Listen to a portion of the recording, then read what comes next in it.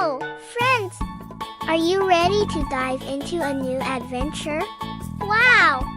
Look who's here! It's a beautiful sea turtle. Did you know? Sea turtles love to eat seaweed and jellyfish. Sea turtles live in the oceans and love the warm waters near beautiful coral reefs. You can find sea turtles all around the world, especially in tropical and warm seas. Can live for over 100 years and always return to the beach where they were born to lay their eggs. Sea turtles help keep coral reefs healthy by eating seaweed.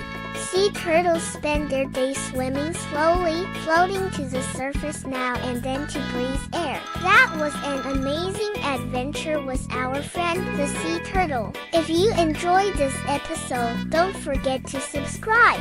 See you soon for a new adventure.